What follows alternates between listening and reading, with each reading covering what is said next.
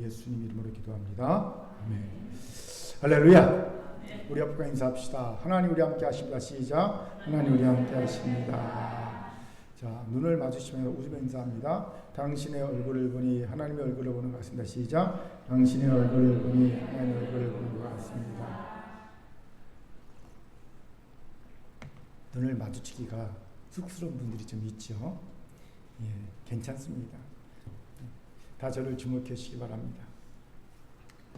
심리학 이론 중에 애착 이론이라는 것이 있어요.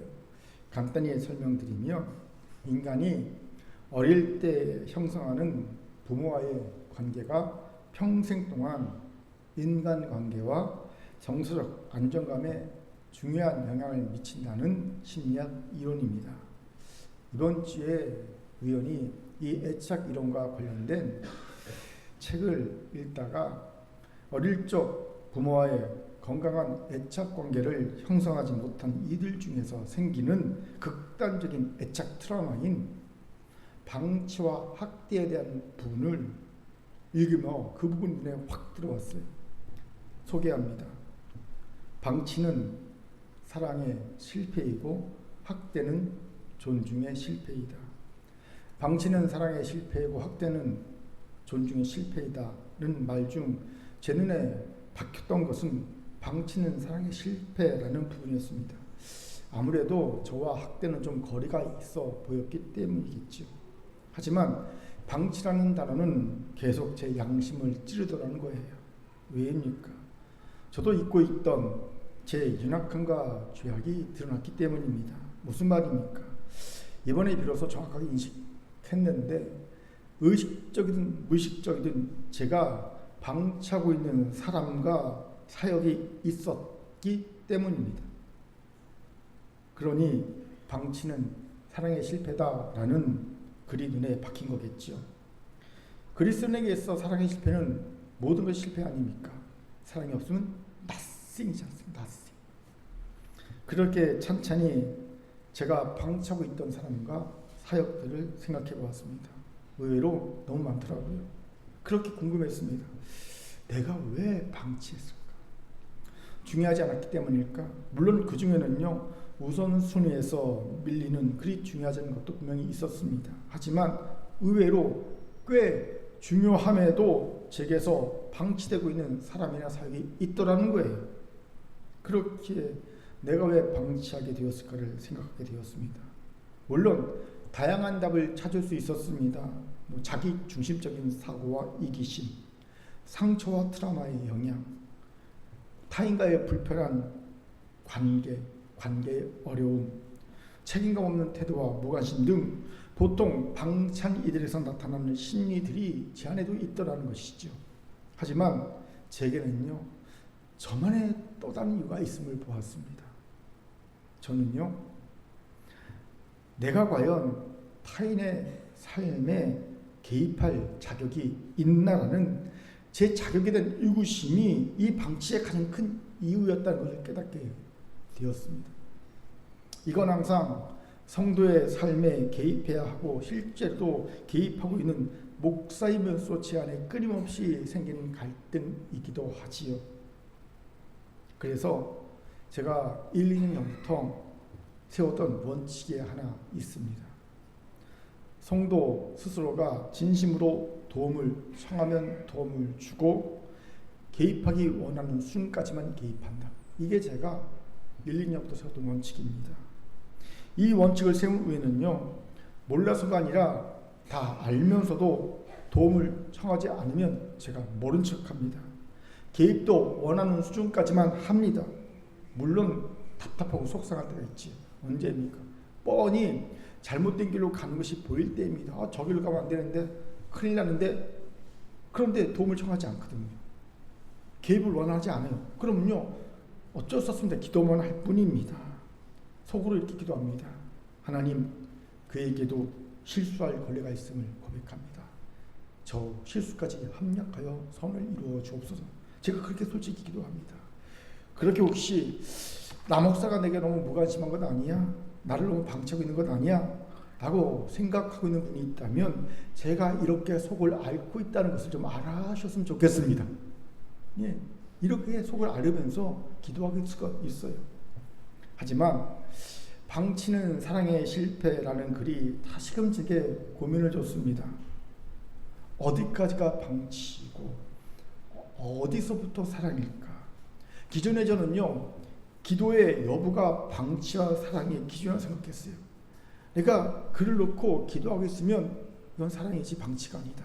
하지만 기도하지 않고 있으면 이건 방치다라고 생각했습니다. 그런데 가만히 말씀을 묵상해 보니 배고픈 형제에게 음식을 주지 않고 평안히 가라고 축복 기도만 해준다면 그게 과연 방치가 아니고 뭘까라는 생각이 들더라는 거지요. 그렇게 사실 다시 고민이 생겼어요. 뭐가 방치와 사랑의 기준이 될까?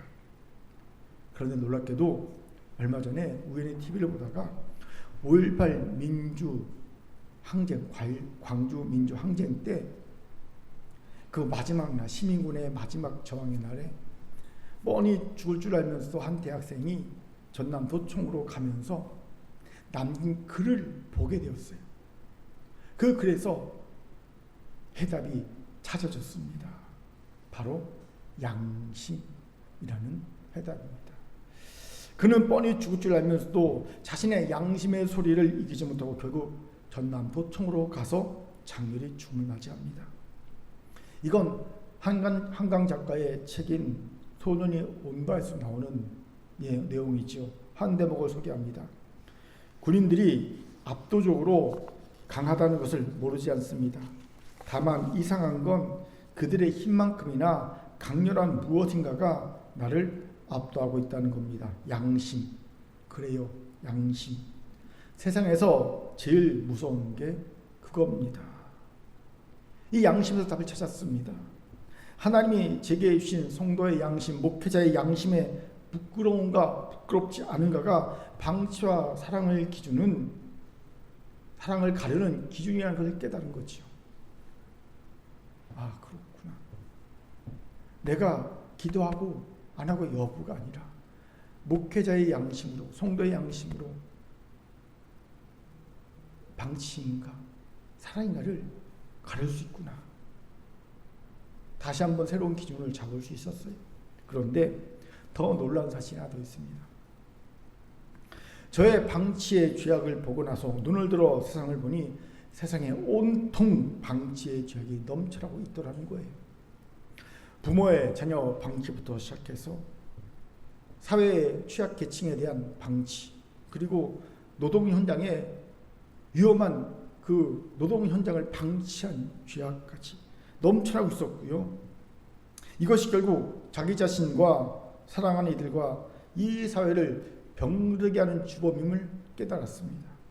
심지어 우리는요, 놀랍게도 자기 자신조차 방치하는 어리석은 자들이라는 겁니다.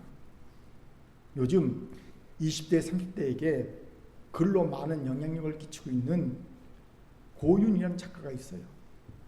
그가 쓴 책, 왜 당신은 죽어가는 자신을 방치하고 있는가라는 책을 보니 그 책에서 작가는 이렇게 얘기합니다. 타인의 요구대로 살기 위해 인정받기 위해서죠. 칭찬받기 위해서, 관심받기 위해서 아둥바둥거리면서 살아가면서 정작 자신은 죽어가고 있다는 사실을 모른 채 자신을 방치하고 있다. 젊은 세대들이. 그 젊은 세대들에게 위로와 격려의 말을 전하는 것을 볼 수 있었습니다.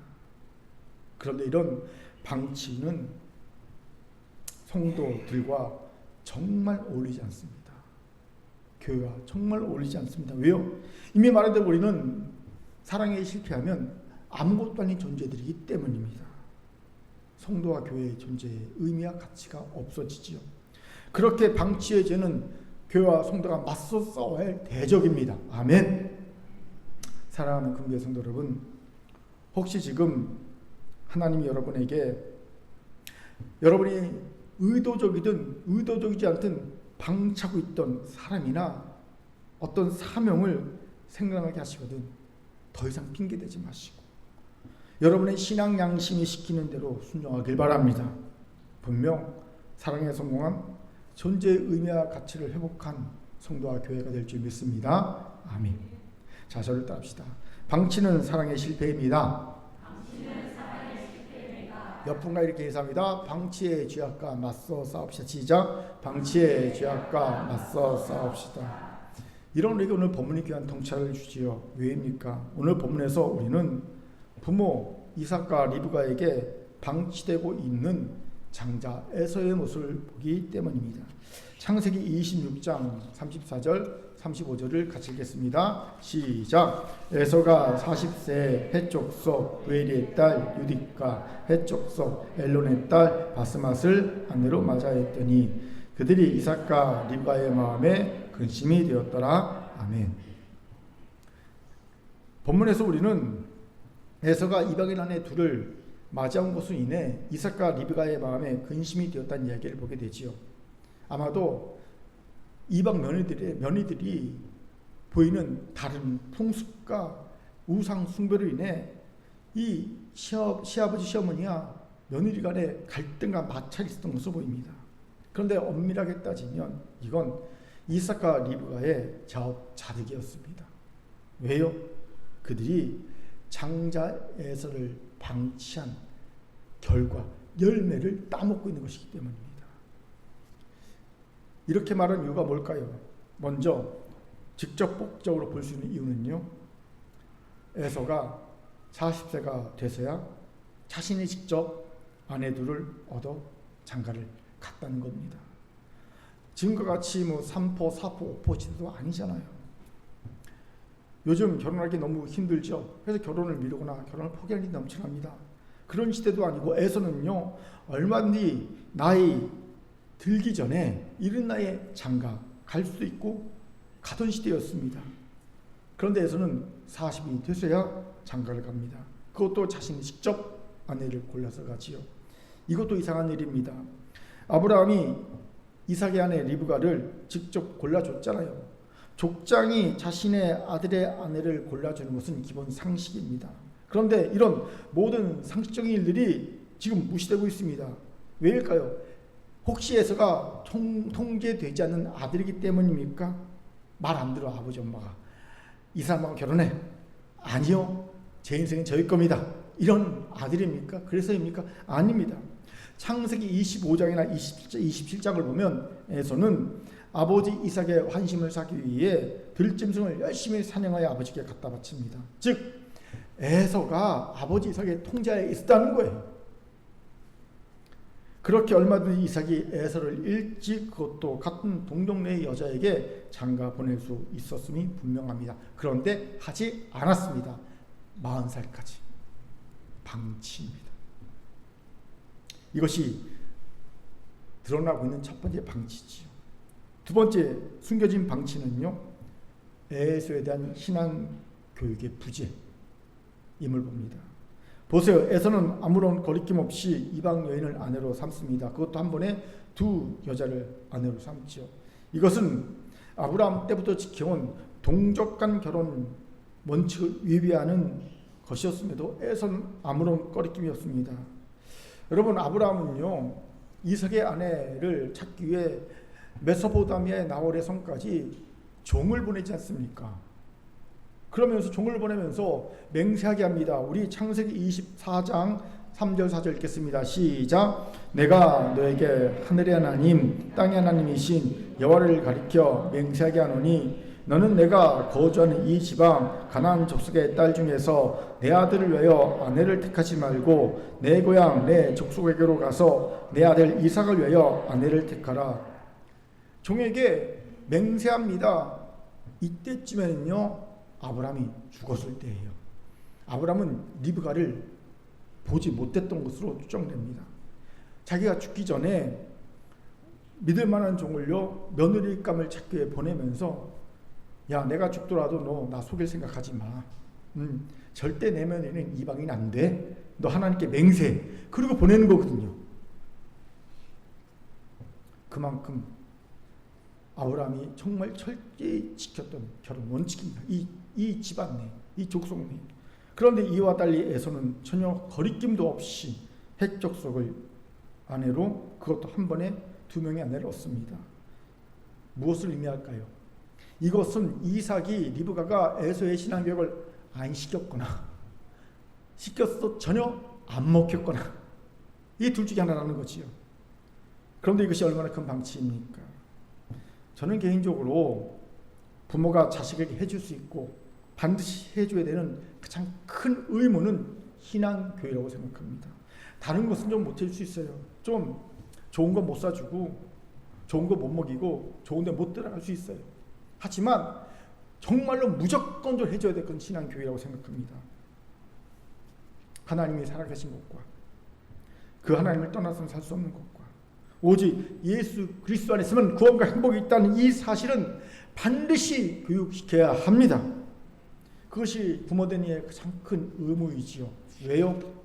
사실 자녀는요, 하나님이 우리에게 일정 기간 동안 위탁하신 하나님의 자녀이기 때문입니다.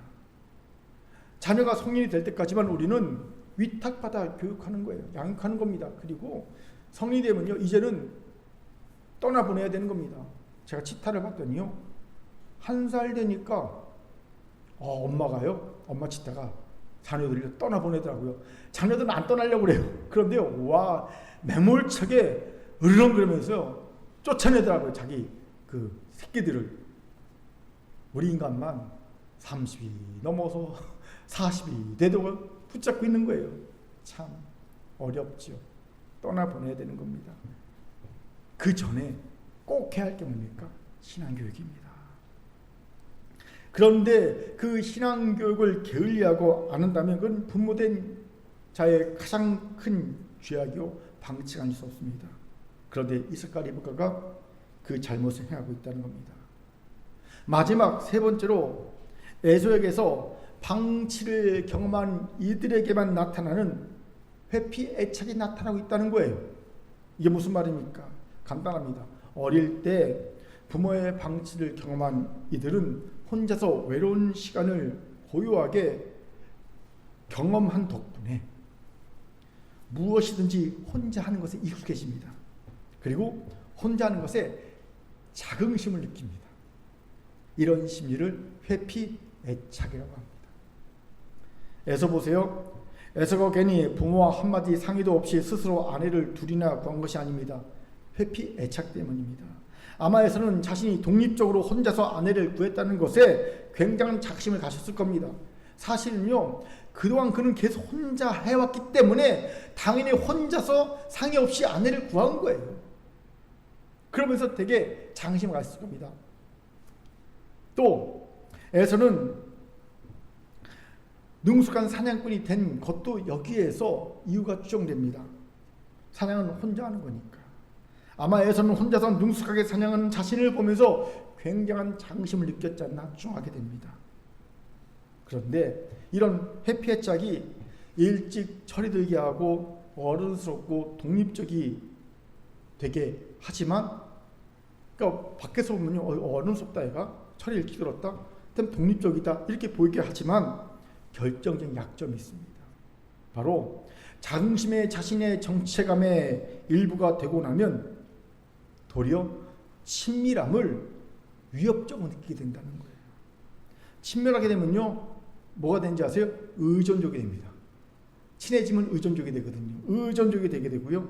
의존은 자신의 자긍심에 치명적인 위협이 되기 때문이지요.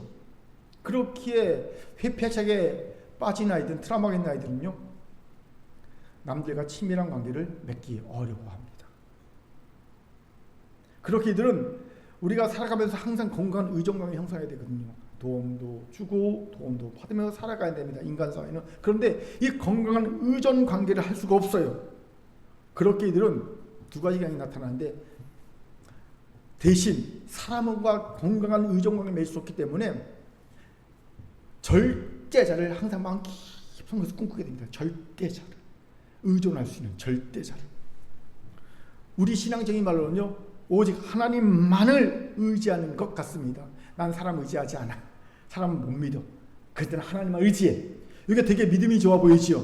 그런데 이게 진짜 믿음인지 아니면 회피 애착의 트라우마 때문에 생긴 것인지를 구분할 수 있어야 합니다. 더불어 회피 애착이 있는 이는 자기애성 성격이 강하기 때문에 절대자를 의지하거나 혹은 자신이 절대자대로 합니다. 그래서 상대에게 자신의 권위에 복종하기를 강요하는 경향이 나타나지요. 이유는 이렇습니다. 회피 애착을 가진 애들은요, 관계를 맺는 게 되게 조심스러운 거, 그거 너무 싫은 거예요. 그 대신 관계를 조심스럽게 맺어가는 게 너무 힘들고 싫기 때문에 대신 권위적이고 강압적인 관계를 선택하거나 유도하기 쉽습니다. 이는 자신이 감정적으로 의존하거나 책임을 지는 것은 두려움이 있기 때문이죠. 그렇게 종종 감정적인 연결을 피하면서 자신을 보호하기 위해 권위적인 관계를 가압적인 방식으로 구축하려 합니다. 저 사람하고 좋은 관계 맺고 그러면서 내가 의존적이 되고 내가 힘들고 두려워, 차라리 그냥 권위로 눌러버리고 지시하고 하는 그런 관계를 맺는 걸 좋아해요. 에서가 딱 그런 자가 아닙니까? 에서가 동생 야곱에게 장자권을 팔기로 하고 팥죽을 먹으면 어떻게 행동을 합니까? 강압적으로 형의 권위에 동생을 복종시키려 합니다.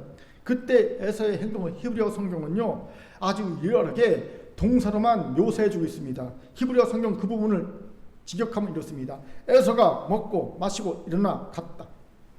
에서가 먹고 마시고 일어나 나갔다.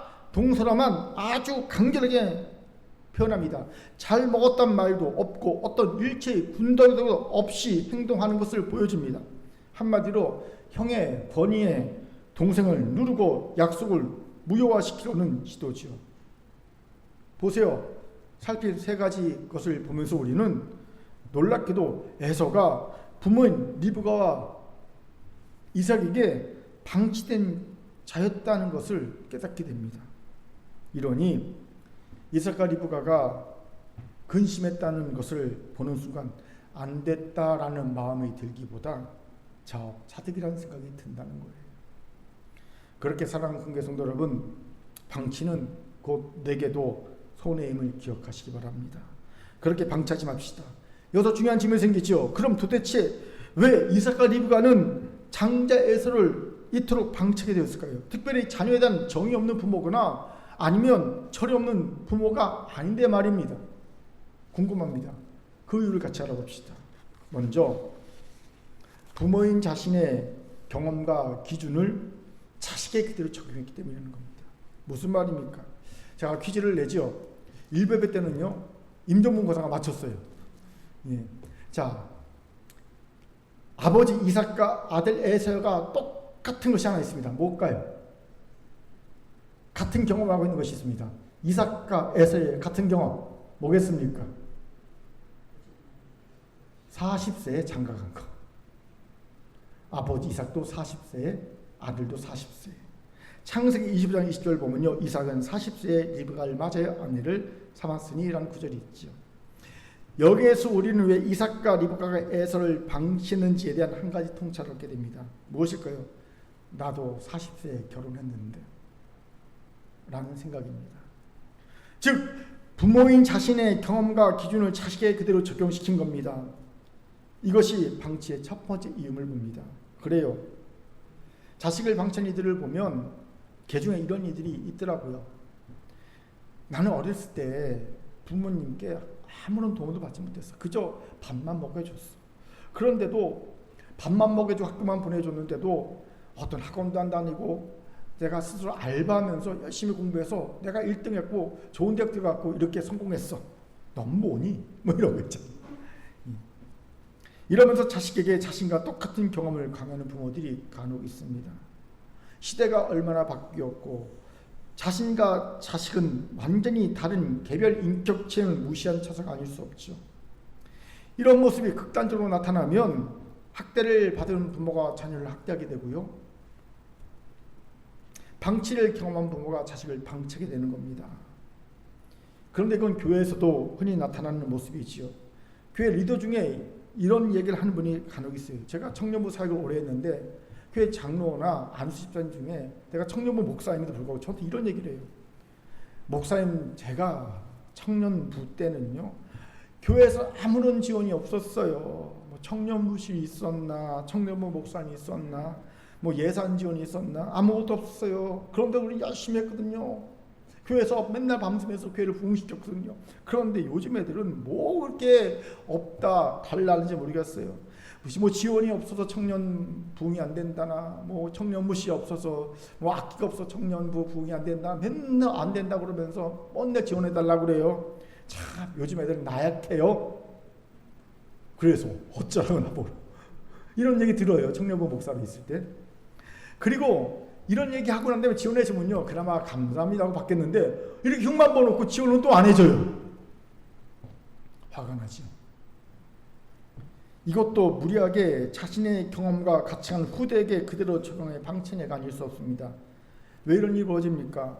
먼저는 시대가 달라졌고 자신과 자녀가 전혀 다른 인격체라는 사실을 이해 못한 무지의 처사입니다. 여러분, 똑같은 무게를 들어도요, 나와 그가 달리 느껴져요. 예. 여러분, 똑같은 15kg 들어도요, 아령 15kg, 바벨 15kg를 들어도요, 저는 그렇게 무겁지 않은데, 사모는 들으면 무거울걸요? 달라요, 사람은. 그걸 이해해야 합니다. 근데 그걸 왜 이해를 못할까요? 또 자신의 경험과 가치관이 결코 절대 기준이 될 수 없다는 것도 이해 못합니다. 무지의 처사지요. 여러분, 좋습니다. 자신의 시대에는 아무런 지원이 없다 칩시다. 그래서 잘했다 칩시다. 그래서 그런 지원이 없는 게 옳은 겁니까? 아니잖아요. 예. 지원에 마땅했는데 시대가 상황이 안 좋아서 못한 거 아닙니까? 그러니까 지금은 되면 해주는 게 마땅하지요. 왜 그걸 기준으로 삼습니까? 그런데 그 기준으로 오늘의 자녀를, 오늘의 상황을 판단합니다. 그리고 방치합니다. 그런데 이런 무지의 소치로 일어나는 방치는 사실 우리에게 있음을 보지요. 교회에서 보면 어떤 지체가 시험에 들고 어려움을 겪고 있다는 이야기가 들려올 때가 있지요. 그럼 그 입장을 바로 내려가야 합니다. 그와 같은 동등한 입장에 서서, 아니면 그보다 더 밑에 서서 그가 느끼는 어려움을, 힘듦을 들어주고요, 이해하고 공감하고 같이 아파하고 고민해주고 같이 울어줘야 합니다. 그 첫 단계는 경청이지요. 일단 들어주는 것만으로도 굉장히 큰 위로가 됩니다. 들어주고 공감해주고 아파하고 위로해주고 울어줘야 합니다. 그런데 전혀 그렇지 않죠. 뭐 그까짓 거 고민해. 난 내가 그거 경험하는 거야. 나는 그렇게 20년 살았어. 뭐 그게 뭐 시험거리라고 그렇게 힘들어해. 힘들어하지 마. 아무것도 아니야. 잃어버리고 만다는 거죠. 사실 예전에 제가 그랬어요. 성도들의 문제를 보면, 집사님, 뭐 그게 시험거리가 됩니까? 그게 무슨 시험입니까? 어려움입니까? 그냥 시간 지나면 다 지나가요. 아무것도 아니에요. 나 맨날 그렇게 살아요. 아유, 괜찮아요. 이러고 말았다는 거죠. 위로가 되겠습니까? 안 되죠. 제가 많이 후회했고 회개했던 부분입니다. 그렇게 살아가는 성도 여러분, 우리 이런 어리석음을 다시 반복하지 맙시다. 나는 나고 그는 그입니다. 아멘. 내 경험과 내 기준이 절대적인 것이 아닙니다. 함부로 그대로 적용하여 그의 문제를 과소평가하지 맙시다. 그리고 방치해서는 안 됩니다. 그까지가 아무것도 아니니까 내버려둬. 이래서는 안 되는 거예요. 오늘 이 지혜를 얻는 우리 모두가 되길 바랍니다. 아멘. 자, 저를 따합시다. 내 경험과 기준으로 연약한 지체들의 문제를 가볍게 여기고 몇번 인사합시다. 방치하는 어리석음을 버립시다. 시작. 방치하는 어리석음을 버립시다. 아멘. 두 번째로 이삭이 자신의 문제에서 벗어나지 못했기 때문이라는 겁니다. 무슨 말입니까? 이것을 알기 위해 질문 하나 던지죠. 여러분, 이삭이 갖고 있던 평생의 문제가 뭔지 아십니까? 구체적으로 좀 힌트를 드리면, 이삭이 벗어나고 싶었던 평생의 문제입니다. 뭘까요? 아버지 아브라함의 그늘에서 벗어나는 것입니다. 그래요. 너무나도 거대한 산과 같은 아버지 아브라함은요, 존경하지만 벗어나고 싶은 평생의 문제였습니다. 왜요? 아버지 아브라함은요, 믿음의 거장이잖아요. 정말로 하나님을 경외하는 자, 따를 수 없는 너무나 거목입니다. 믿음의 거목입니다. 존경합니다. 하지만 닮고 싶지만 도저히 따라갈 수 없는 존재입니다. 거기다가 애증관계가 있잖아요. 무슨 트라우마가 이삭에게 있습니까? 모리아산에서 아버지가 자기를 번제로 죽이려고 했잖아요. 죽이려는 척한 게 진짜 죽이려고 했잖아요. 하나님이 살려주셨지만 이거는요 평생의 트라우마입니다. 그러니까 아버지의 애증도 있어요. 그렇게 이삭은요 우리가 미워하면서 닮아가듯이 난 우리 아버지 어머니처럼 살지 않을까 그러면서 꼭 아버지 어머니처럼 살아가는 우리들의 모습이 있는 것처럼 이삭은 아버지의 금에서 벗어날 게 그렇게 원하면서 그의 삶을 보면 평생 아버지처럼 살아갑니다. 예. 그런 이삭이 드디어 창세기 26장에서 보면 아버지의 그늘에서 벗어납니다. 어떻게요? 그가 흉년을 피해 그랄 블레스 땅으로 가지요. 거기서 오랜 동안 머물면서 여차저차해서 거부가 되고 그리고 여차저차해서 그랄 땅에서 쫓겨나지요. 그리고 광야에서 우물을 팠지만 또 그물들도 블레스의 시기 때문에 그냥 양도하고 도망치지요. 결국 그는 브엘세바까지 이릅니다. 아버지가 있던 브엘세바에 이르러서 이 우물을 자신의 이름으로 우물을 팝니다. 이게 어떤 의미냐면요. 이삭이 드디어 아버지의 금에서 벗어난 독립적인 믿음의 조상으로 섰다는 의미입니다. 그리고 하나님은 그에게 나타나 다시 언약을 맺어주시죠. 인간 승리입니다. 이삭의 인간 승리다. 그런데 여기에서 자녀 교육에 문제가 생깁니다. 왜요? 아버지 이삭이 힘든 자신과의 싸움에 평생 몰두하다 보니까 자녀 교육을 제대로 할 수 없었던 거죠. 생각해 보세요. 우리는 이삭과 리브가가 그달에 거하면서 자신들의 문제로 인해 구체적으로 아버지 아브라함을 벗어난 것이지만 자신도 모르게 아버지 아브라함을 닮아 행했던 행동이 있죠. 죄악이 있죠. 아버지처럼 아내 리브가를 오누이라고 속인 거잖아요. 이런 거짓 생활을 오랫동안 해왔어요. 그런데 문제가 뭡니까? 거기에 누가 있었습니까? 야곱과 에서가 있었잖아요. 에서와 야곱은요 어린 시절부터 밖에 나가면요 아버지를 아버지라 부를 수 없고 어머니를 어머니라 부를 수 없는 상태로 지냈습니다. 아마 청소년기 청년기까지 이렇게 지냈을 것 같아요. 여러분 이런 상태에서 자녀 교육이 되겠습니까? 무슨 교육이 되겠습니까? 아이들이 얼마나 황당합니까? 밖에 나가면 집에서는 엄마 아빠인데 밖에 나가면 엄마 아빠가 아니야. 그치요? 엄마를 엄마로 아빠를 아빠로 부를 수 없어. 이렇게 어릴 적부터 청년까지 살면서 무슨 신앙교육이 되겠냐는 거예요. 무슨 자녀교육이 제대로 되겠냐는 거죠. 방치된 에서와 야곱의 모습을 상상이 가지요. 이것을 주목합시다. 부모가 혹은 영적인 리더가 자신의 문제에 매몰되어 그 문제를 해결하느라 정신이 없으면 당연히 그 자녀를 방치되고 맙니다. 왜 어린아이들이 방치됩니까? 먹고 살아야 하기에 부모들이 돈 벌기에 급급하기 때문입니다. 그러니 54%의 아이들이 방과 후에 방치되고 있는 겁니다. 예. 금요철화 때인가요? 수요일 때인가요? 금요철화 때 끝나고 가는데 그 시간까지 태권도실에 아이들이 있어요. 그러니까 우리 교회 젊은 집사님 한 분이 할렐루야를 들고 무슨 말인지 아세요? 늦게까지 아이들을 봐주는 학원이 있어서 젊은 엄마들은 좋다는 거예요. 예. 왜요? 그 학원이 없으면 일 못하거든요. 그 학원 없으면요 일 못하고 집에서 애들 봐야 되는데 애 혼자 있어야 되는데 너무 힘들잖아요 마음이. 그런데 태권도 학원 있고 영어 학원 있고 무슨 학원 있고 그 학원들이 늦게까지 애들을 봐주니까 너무 좋은 거예요. 주님의 은혜 같더라. 철야에서 받은 은혜보다 거기서 받은 은혜가 더 큰 것 같더라. 이건 영적으로도 마찬가지입니다. 영적인 리더들이 자신의 문제를 해결하기에 급급해하고 그 문제에 매몰되어 있으면 영적인 자녀들은 반드시 방치되게 되어 있어요.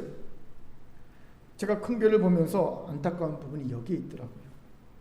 대부분의 영적 리더들이 자신의 문제를 해결하지 못하고 그 안에 갇혀서 오랜 시간을 보내고 있습니다. 힘겨운 싸움이에요. 당연히 그에게 주신 영적 자녀들이 방치되고 마는 걸 봅니다.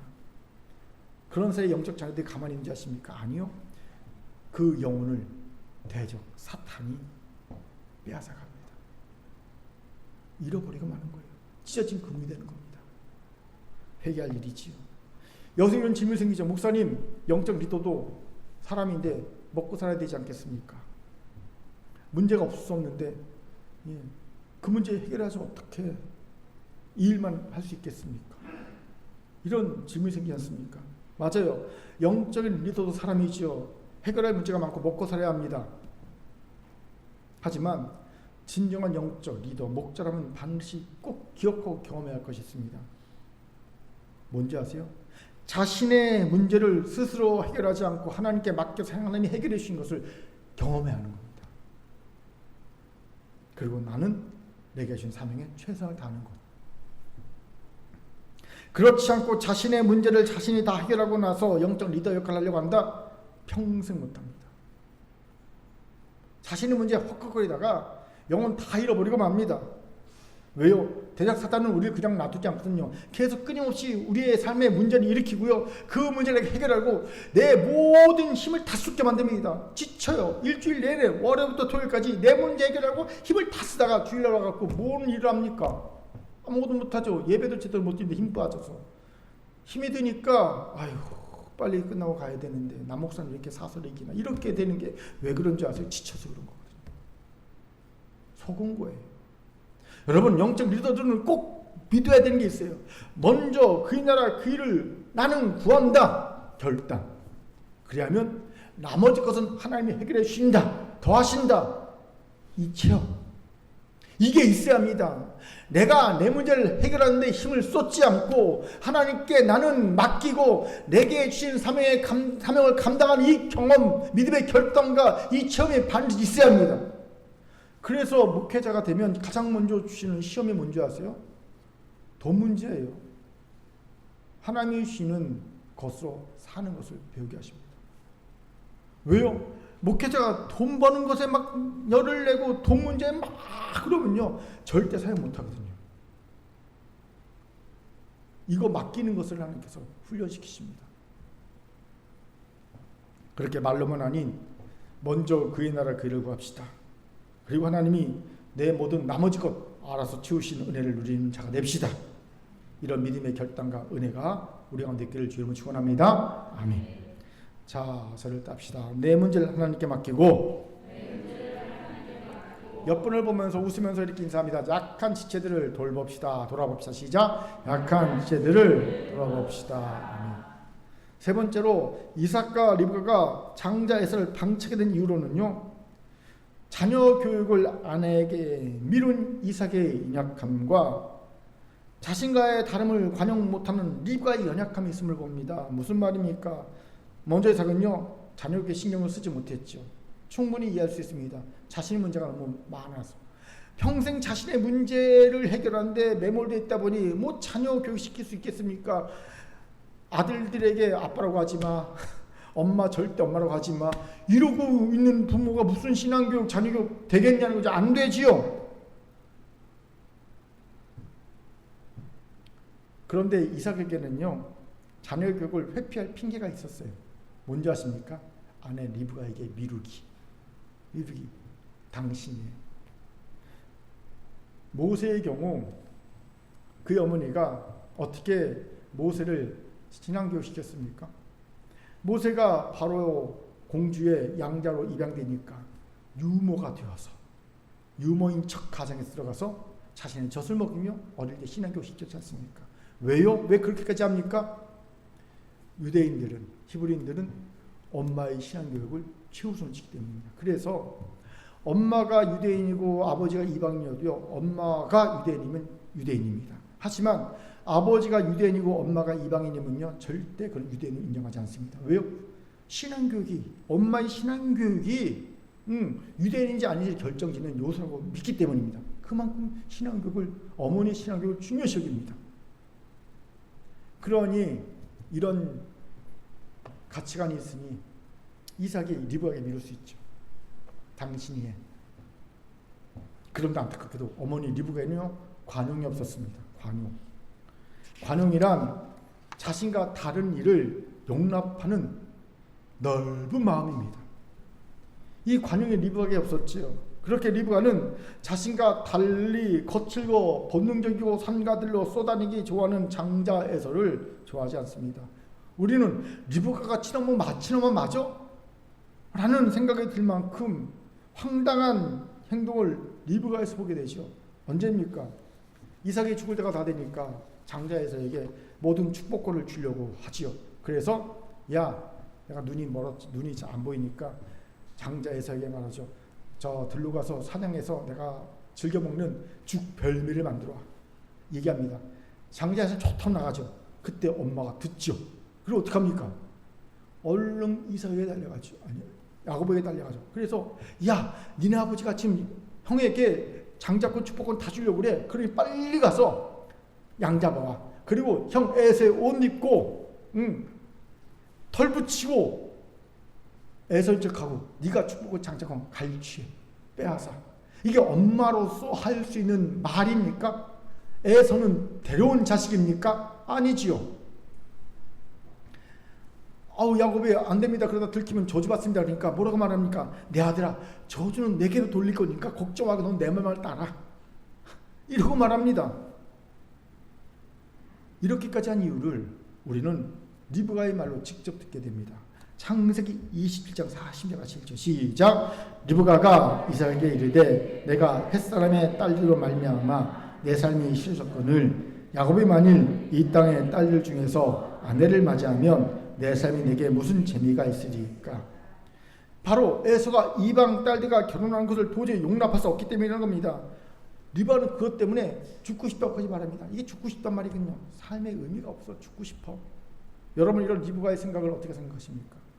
저는 이해가 가요. 왜요? 이 당시는 주전 2000년경이군요. 충분히 이럴 수 있습니다. 요즘도 이 개화되고 문명화된 이 시대에도 결혼도 아닌 자녀가 자기가 원치 않는 사람과 사귀는 것 때문에 뭐 부모 자식을 끝내 만회하는 이들이 있더라는 거죠.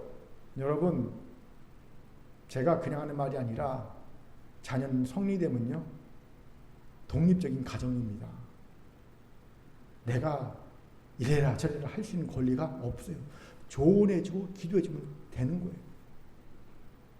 내가 진짜 마음에 안 드는 말도 안 되는 상대를 데려와도요 내가 어떻게 할 수가 있는 게 아니에요. 부모는. 물론 이거에 대해서 목사님마다 달라요. 그래도 나이들 모두 그래도 다리 몽둥이를 부러뜨려라도 내 뜻을 해야 된다라는 목사님이 있어요. 남포교회 박영선 목사님 같은 경우는요. 그런 경우는 다리 몽둥이를 부러뜨려서라도 내 뜻을 해야 돼. 그래요. 그게 부모의 그 모습이야. 그럽니다. 80이 넘으셨으니까 그런 얘기 하는 거고요. 예. 성경적인 원칙은요 그렇지 않거든요. 그건 이해가 되죠.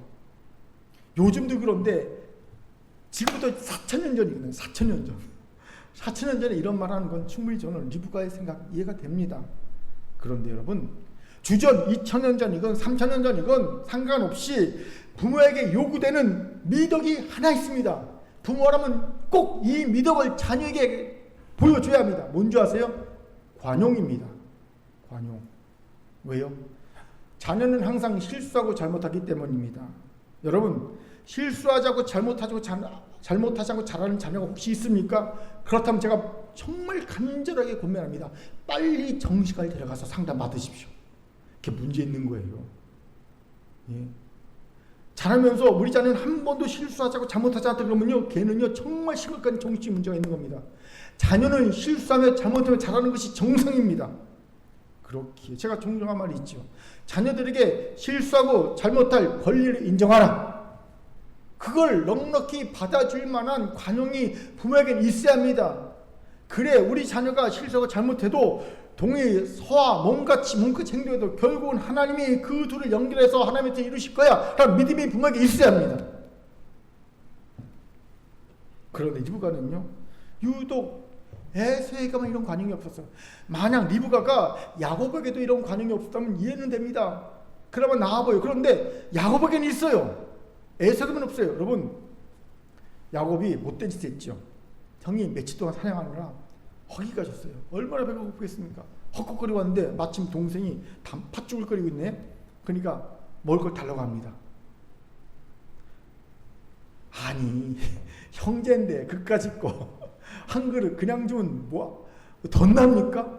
그걸 꼭 장자권으로 바꾸려고 합니까? 되게 못됐죠. 못됐어요, 야곱이요. 어머니 리브가가 충분히 야곱을 야단칠 수 있습니다. 야단 맞아 쌉니다. 형제간에 사냥하느라 허기가진 형에게 그깟 팥죽 하나 그대로 그냥 못 주니? 그게 무슨 형제니? 야단 맞아 쌉니다. 야단쳐 했죠. 그런데 안 쳤습니다. 왜요? 리브가는 야곱에게만 관용적이기 때문입니다. 왜 리브가는 자기 배 아파 낳은 아들 에서에게만 이랬을까요? 우린 이에 대한 성경적 설명을 보게 되죠. 창세기 25장 20-28절 같이 읽겠습니다. 시작. 그 아들이 장성함에 에서는 익숙한 사냥꾼이었으므로 들사람이 되고 야곱은 조용한 사람이었으므로 장막에 거주하니 이삭은 에서가 사냥하는 보기를 좋아하므로 그를 사랑하고 리브가는 야곱을 사랑하였더라. 아멘. 보세요. 에서는 사냥꾼이 되었습니다. 들로 산으로 다니는 거친 들사람이 된 겁니다. 이에 반해 야곱은 조용한 사람으로 장막에 거주합니다. 그래서 조용한 사람이란 내성적이고 말수가 적은 사람의 뜻이 아닙니다. 이것은 히브리어는요, 놀랍게도 완벽한 뜻입니다. 영어로 해서 퍼펙트라고 해석합니다. 퍼펙트한 사람이었답니다. 근데 왜 퍼펙트한데 장막에 거합니까? 간단합니다. 아버지 이삭과 어머니 리브가 늙었잖아요. 거부잖아요. 집안의 대수가 얼마나 많습니까? 그 가축들 다 관리해야 되고 장사해야 되고 얼마나 많습니까? 그 누가 합니까? 아들이 해야 되지요. 야곱은 그 일을 완벽하게 해냅니다. 집안에서. 그래서 조용한 사람이라 장막에 거했다는 거예요. 여자라 장막에 거하는, 주로 거의 대부분을 장막에 거하는 리브가에게 이런 야곱은요 정말 마음에 맞는, 적성에 맞는 아들인 거지요. 반면 장자인데 이 책임감도 없이 아버지 엄마는 연약해서 아무것도 못하는데 혼자 좋다고 들로 산으로 돌아다니는, 사냥하고 돌아다니는 애서, 거친 애서, 그래서 집안은 어떻게든 팽개치고 있는 그 애서 엄마 입장에서 마음에 들까요, 안 들까요? 안 들어요. 즉 야곱은 너무 성격과 적성이 정말 잘 맞는 완벽한 아들이고요, 자랑스러운 아들이고요. 에서는 리브가가 보기에 이 철이 없는, 철딱서기 하나도 없는, 가장 그 장남서의 책임감도 다 못하는 그런 못난 아들인 겁니다.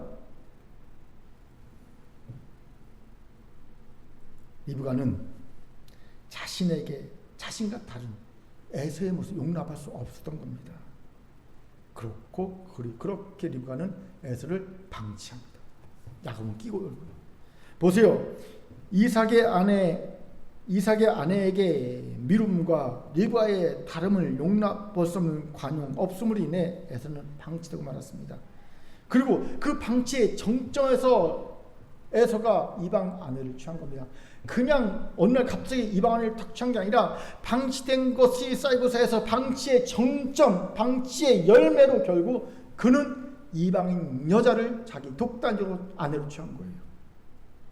그것도 둘이나. 그런데 이런 어리석음은 놀랍게도 우리 가운데도 보이는 어리석음이지요. 우리가 왜 마땅히 관시가 사랑을 가져야 할 일들을 방치합니까? 왜 마땅히 해야 할 일들을 방치합니까? 이삭과 리브가 똑같은 이유입니다. 먼저는 다른 에게 미루기 때문입니다. 저는 이런 경우를 정말 많이 봤습니다.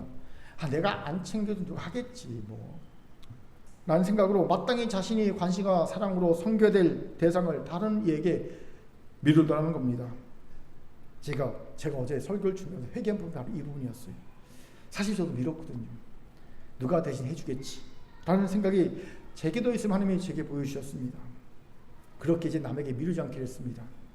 사실 사역을 하면서 오랫동안 제가 갖고 있던 어떤 사역의 모토가 하나 있었습니다.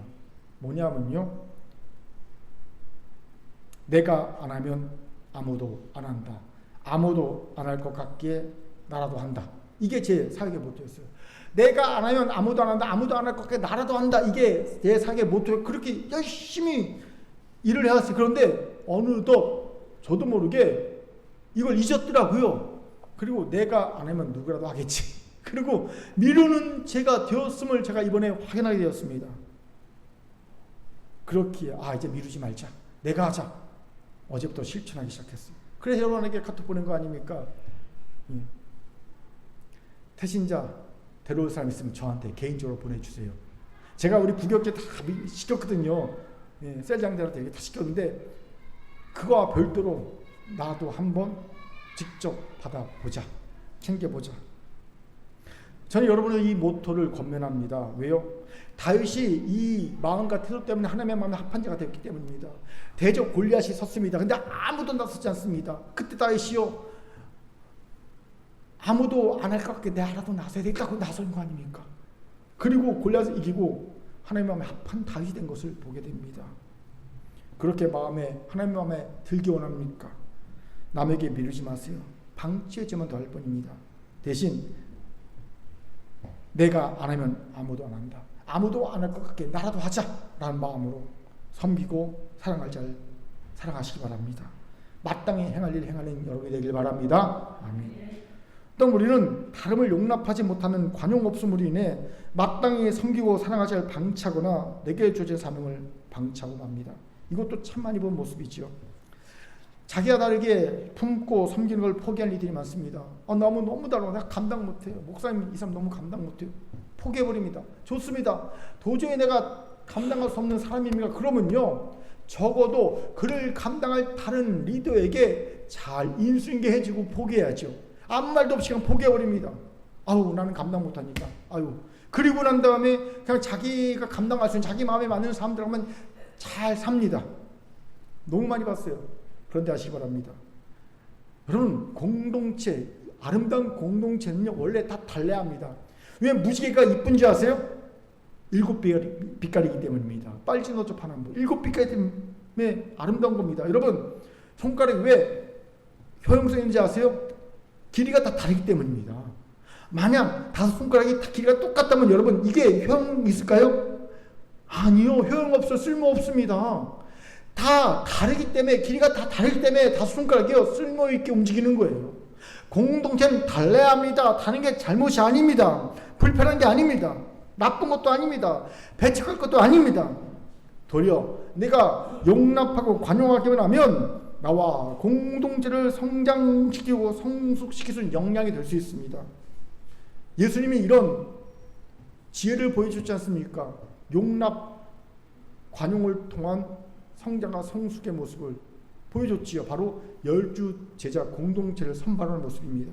마태복음 10장 2절 3절 같이 읽죠. 시작. 12 사도의 이름은 이러하니 베드로라는 시몬을 비롯하여 그의 형제 안드레와 세베대의 아들 야고보와 그의 형제 요한, 빌립과 바돌로메, 도마와 세리, 마태, 알페 아들 야고보와 다데오, 가나안인 시몬 및 가룟 유다 곧 예수를 판자라.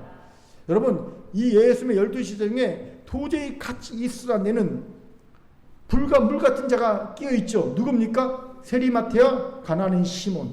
세리마테는요, 당시 이스라엘 사람들의 배신자잖아요. 앞제비잖아요. 로마의 앞제비. 반면에 가나안인 시몬은요, 로마로부터 이스라엘을 독립시키는 독립운동하는 자입니다. 이들은 과격분자입니다. 테러분자입니다. 그래서 이런 앞잡이들, 세리 같은 사람들 암살하는 것을 주로하는 사람입니다. 가슴에 칼을 붓고 다니면서 세리를 죽입니다. 그런데 이 둘이 같은 제자 공동체에 있습니다. 일부러 넣으신 거예요. 왜요? 다름을 통해 성장하고 성숙하라는 겁니다. 하나님 나라는 그런 곳이기 때문입니다. 그렇게 다릅니까? 용납하세요. 관용하세요. 그리고 다르게 그를 통해 배우시기 바랍니다. 나를 성장시키고 성숙시키는 도구로 삼으세요. 이제 나와 다른 부모에게서 배우세요. 나와 다른 남편과 아내에게서 배우세요. 나와 다른 자녀에게서 배우세요. 나와 다른 지체에게서 배우세요. 나와 다른 친구, 동료에게서 배우시기 바랍니다. 배척하지 말고 방치하지 말고 서로 배우세요. 그런 일을 통해 진정한 공동체가 이루어질 줄 믿습니다. 아멘. 자, 저를 합시다. 내 일을 남에게 미루지도 말고 다름을 용납하고 배우는 관용을 가집시다. 시작. 다름을 용납하고 배우는 관용을 가집시다. 이제 말씀 마치죠. 서두에 소개한 작가 고윤의 왜 당신은 죽어가는 자신을 방치하고 있는가 라는 책에 이런 글이 있어요. 소개합니다. 내가 살아온 인생은 다른 사람이 아닌 나만이 한다. 그러니 나의 가치 또한 오직 나만이 매길 수 있다. 내가 나를 칭찬하고 독서를 통해 세상을 넓게 바라보고 작은 성취로 잃어버린 자존감을 회복하자. 바른 방법으로 조금씩 성장해 나간다면 내가 바라기 전에 이미 누군가가 당신을 영으로 인정했을 것이다. 위로가 되십니까? 저는 위로가 되더라고요. 그래, 내 인생 나만이 하는데 내 인생의 가치 나만이 매길 수 있지 누가 매길 수 있겠어. 그러니까 누가 인정하지 않든 인정하든 상관없이 나는 내 가치 내가 매기고 살 수 있어. 위로가 되더라고요. 그런데 저는요, 이 글을 읽으면서 위로와 함께 짠한 마음이 들었어요. 왠지 아세요? 아무도 내 가치를 몰라줘도, 인정해 주지 않아도, 관심을 기울이지 않아도, 예? 방치하고 있더라도 괜찮아. 나는 나니까. 내 인생은 나만이 알고 내 가치는 나만 매길 수 있으니까 나는 괜찮아. 정신승리처럼 보였어요. 정신승리. 몸부림, 살기 위한 몸부림, 그렇게 느껴지더라고요. 그렇게 저는 너무 감사했습니다. 왜요? 그리스도인인 내게는요, 세상 모두가 다 나를 방치해도 결코 나를 방치하지 않는 하나님이 계시지 않습니까? 예? 그 하나님이 오늘 나를 찾아오셔서 세상이 방치한 나를 찾아오셔서 말씀해 주시고 함께하고 계시지 않습니까? 할렐루야. 저 어제 그걸 느끼더라고요. 그래, 세상이 나를 방치했어도 하나님 나를 찾아오셔서 나에게 말씀하고 계시다. 나와 함께 계시다. 너무 감사하더라고요. 그리고 나는 내가 스스로 내 가치를 매길 필요가 없다는 걸 깨달았습니다. 왜요? 이미 하나님 내 가치를 매기셨어요. 어떤 가치입니까? 너는 세상에서 가장 존귀해. 너는 내가 내 아들 독생자 예수를 십자가에 못 박아 죽일 만큼 그렇게 내게 존귀해. 이미 나는 가치가 그렇게 매겨졌습니다. 굳이 내가 나를 가치를 매길 필요가 없어요. 이미 그 가치가 있어요. 세상이 내 가치를 알아주든 못 알아주든 나는 이미 그 가치가 매겨져 있는 존재입니다. 아멘. 얼마나 감사합니까? 그게 바로 납니다. 그게 바로 우리입니다. 그렇게 이제 우리는 어떻게 살아야 합니까? 당연히 우리도 세상에 방치한 이들을 찾아가서 섬기고 사랑해야 할 겁니다. 세상에 방치한 그 일을 찾아가서 우리가 그거 해야 할 겁니다. 이것이 사랑의 성공한 우리를 만들어줄 거예요. 저는 이번 사람회가 이런 마음으로 준비되길 기도합니다. 이를 위해 우리 안에 마땅히 섬기고 사랑해야 할 에서, 방치하는 죄악을 더 이상 범하지 맙시다.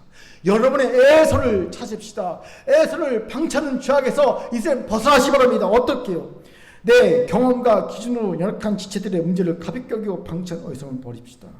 내 문제에 매몰되어 헛헛거리지 말고 내 문제는 하나님께 맡기고 나는 약한 지체들 돌아봅시다. 내 일을 남에게 미루지 말고 다름을 용납하고 다름을 통해 성장하고 성숙한 관용을 가집시다. 바라기는 우리 큰교회 성도 중에 단 한 명도 방치의 애서를 그냥 두는 애서가 없기를 여러분 축원합니다. 이것이 찢겨지지 않는 그물에 큰 물고기 153마리를 잡는 비결이 될 줄 믿습니다. 하나님의 말씀이었습니다. 아멘. 기도합니다. 하나님 감사합니다. 다시는 우리 가운데 방치의 애서가 단 한 명도 없길 바랍니다. 그래서 우리 모두 찢어지지 않는 그물에 큰 물고기 153마리를 가득 담아 잡는 자들에게 도와주옵소서. 감사드리며 예수님 이름으로 기도합니다. 아멘.